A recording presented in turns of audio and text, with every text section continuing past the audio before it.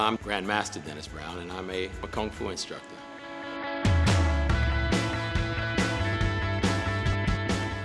Anybody who's anybody, we've worked with them at some point. You see the guys that played the original Ninja Turtles, Power Rangers, Wesley Snipes. We've worked with almost everybody. I started in 1964, so this year I'm moving into 51 years actually studying martial arts, but I've been running martial arts schools for about 45 years. I grew up like a lot of young kids in that era. I was a son of a single mom. My father passed when I was only 8 years old, so that was kind of rough. I ended up moving to West Virginia. Somewhat a hillbilly kind of life. People wouldn't believe it, but I actually grew up from 8 to about 12, 13 years old. I living in a shack beside a railroad track. No running water, no electricity, no heat, none of that stuff. We had one pot-belly stove. We grew everything we ate or hunted it or shot it or killed it. I lived like that for about 4 years before I moved back to Washington, D.C.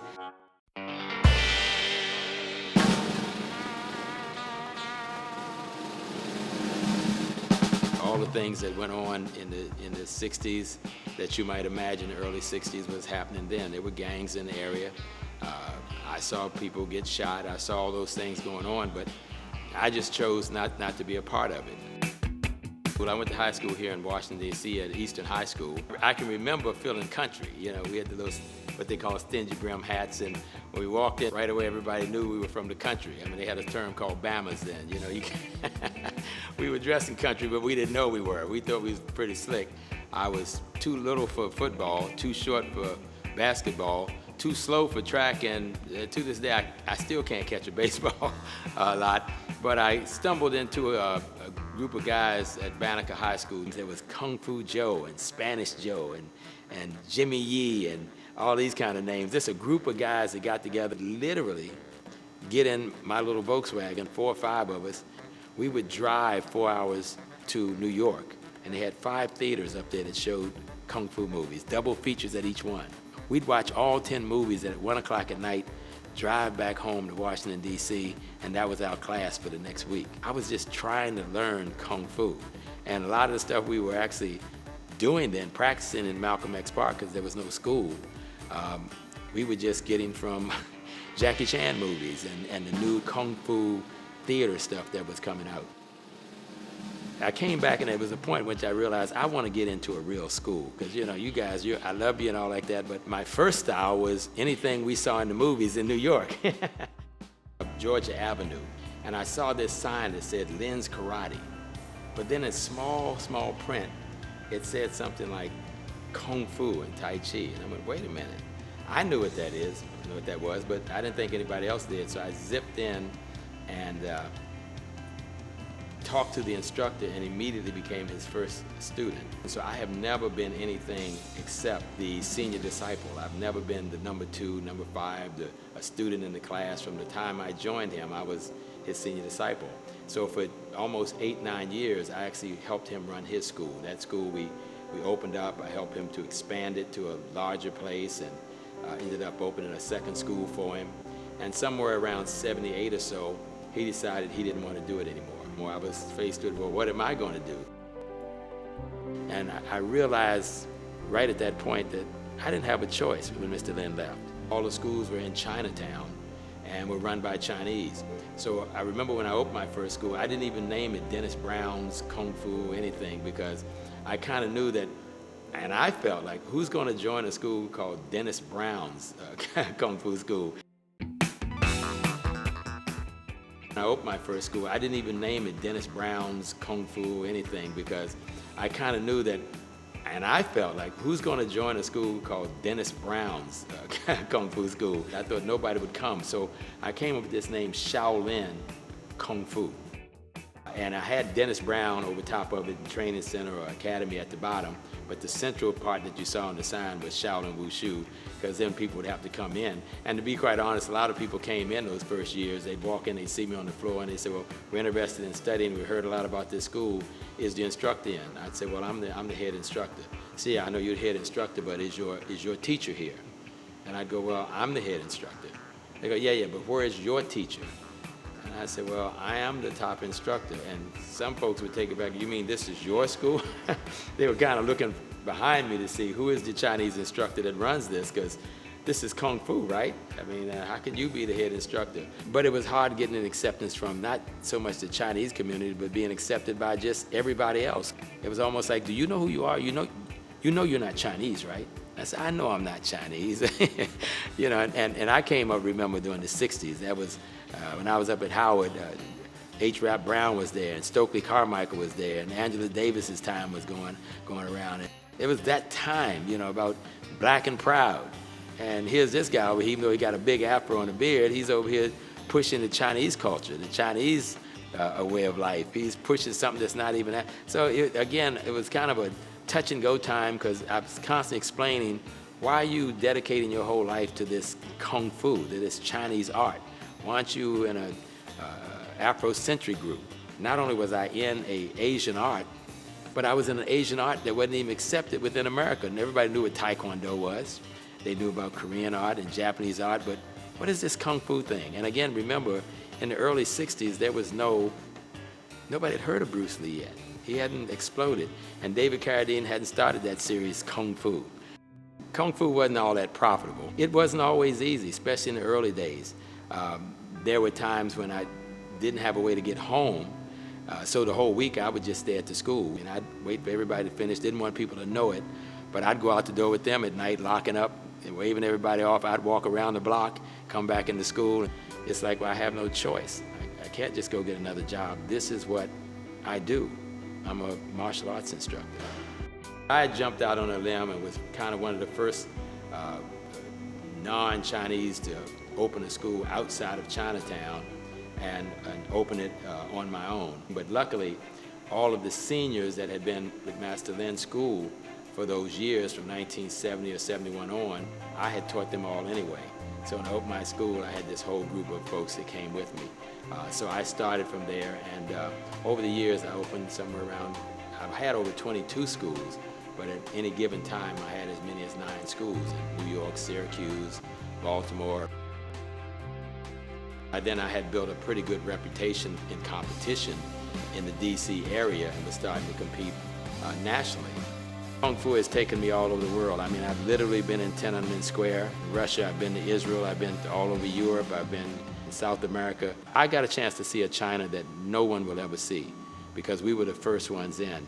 And that's when everybody was still wearing the little Mao green hats with the matching jacket and pants, or the blue or gray, and that's it. You didn't wear anything but those 3 things. Guys were still walking around with machine guns all the time, everywhere we went. There were no cars at that time. If you can imagine a 10-lane highway, 5 on each side in front of the Forbidden City, and we're in stop traffic. Can't move traffic. And far as you could see for miles in each direction, traffic was just at standstill. And it was all bicycles, not one car. And I'm sitting there in my little bicycle, amazing to be standing there looking at it, and everybody's looking at you, because at that time, there were no blacks there. Everywhere I went, there were hundreds of people following me up and down the streets and looking and checking you out. Every time we went into a small village or something, I was just surrounded, me and a couple other folks. And they would walk up with a cane and look at us and go, you know, that's a Congolese, that's an African man, you know. And they start being so proud to explain to the rest of the village what this was, because to them, China was the whole world. There was nobody outside of China.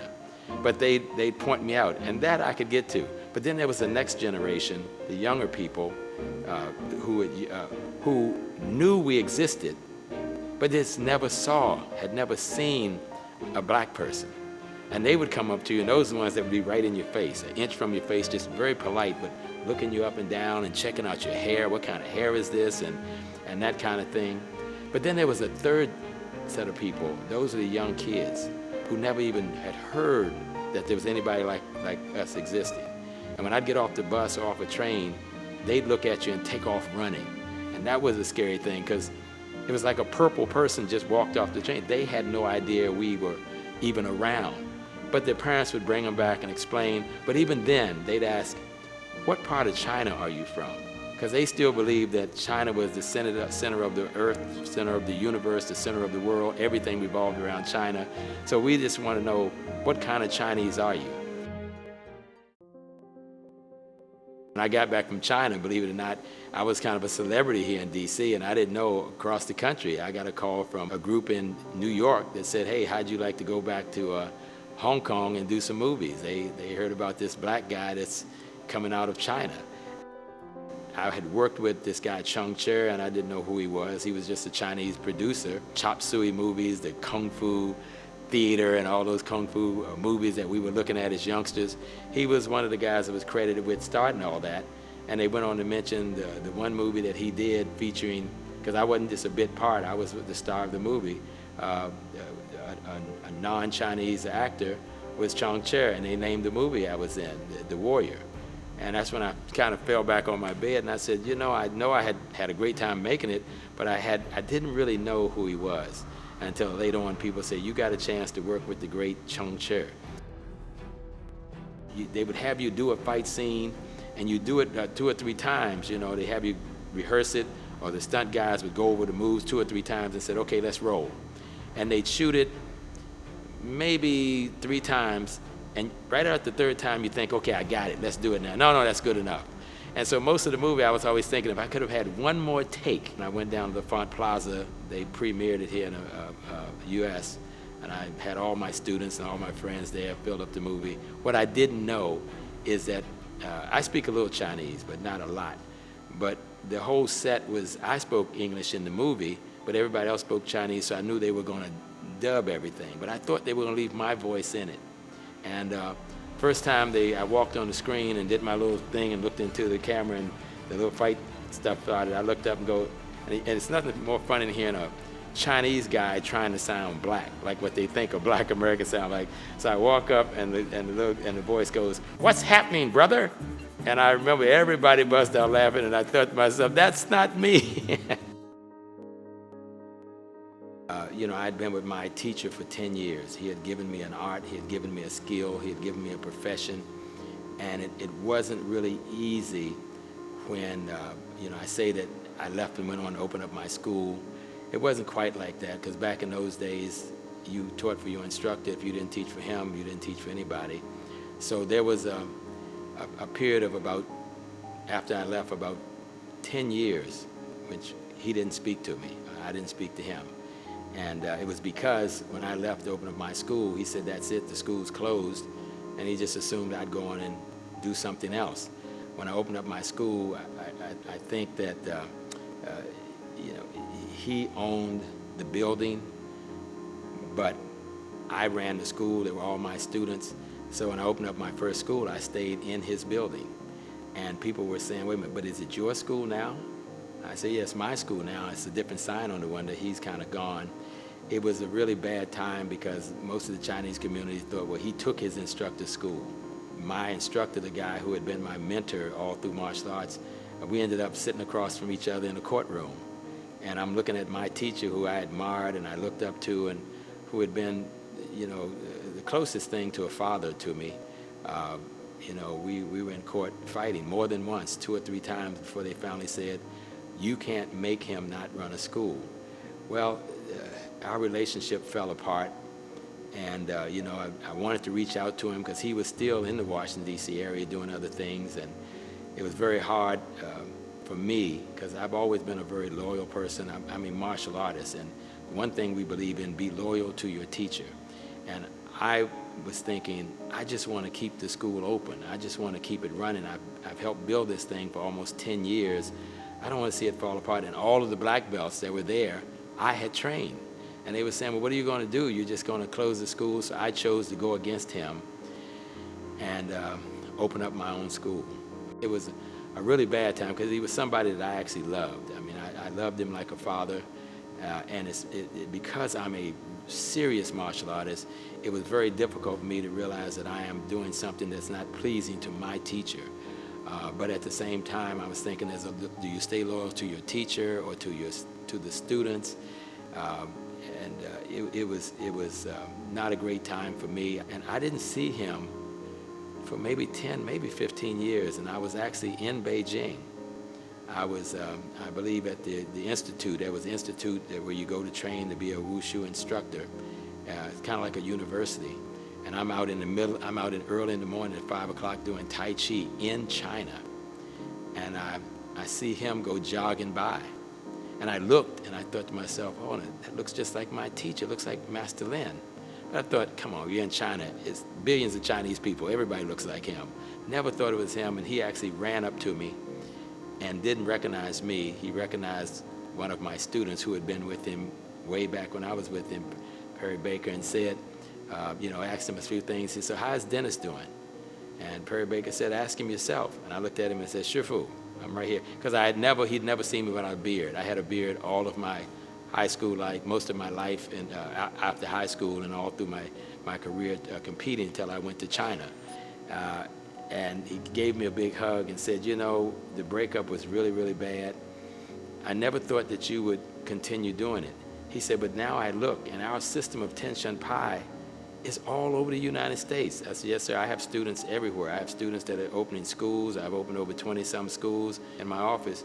You'll see your picture is still up on my wall. He said, somebody told me that. You still have my picture? And I said, sir, you left me. But I never left you. I never did. And he just gave me a big hug and said, if you had not done what you did, our system might not be alive today. And that was one of the most moving things for me. It was the first time I felt like I've done something good. In 2007, he did something I thought would never be done. He showed up at my tournament, and he took me to Chinatown, and he had brought in all of the top masters from Taiwan that he had come up with, and they had something called a Bai Shir ceremony. After 40 years with him, he finally officially made me his senior disciple. Said, we put you in charge of the entire system, worldwide. There's never been a non-Chinese in that lineage. And he said, that's why I'm doing it in Chinatown. I've brought in all the martial arts magazines. I've brought in Master Jun Rhee. I've brought in Wu Ben, who is Jet Li's teacher. I brought them all in to see it, because normally this ceremony is done in private. But there are going to be a lot of people who will question whether you're qualified or whether you actually hold that title. And I want everybody to know that I believe in you. So, when I think back, that's one of the things that really gets my heart, because, you like to think I could have gone on and people were calling me Grandmaster this and Grandmaster that and all like that. But something down in my heart says, but you never made it right with your teacher. So to be standing in Chinatown under the arches with my instructor and all of these masters, and they're saying that you are now Yi Ben. Yi Ben is the #1 disciple of this system. Now, I ended up going through all the things he said because they got challenged, and a lot of Chinese guys got to say, how can you be the head of the system? To this day, if you look up my resume, my background, they always started off by saying Dennis Brown, the first Black American to ever train in the People's Republic of China. If you go to Shaolin Temple to this day, they say, well, Dennis Brown was the first African American to ever come to the Shaolin Temple. It's been a good ride for me, and I say that with humility, because me and my mother grew up on Rom Street in Northeast, and people who put that 2 and 2 together go, wait a minute, I knew that guy couldn't fight. I mean, he's not somebody who would end up being called Grandmaster Dennis Brown, the Kung Fu instructor. I am, and will always be still that guy from Rom Street in Northeast DC, who just, fell into something that I was good at. Most people are good at something, but you're lucky, you're blessed if you actually find something you're good at and figure out a way to make a living at it.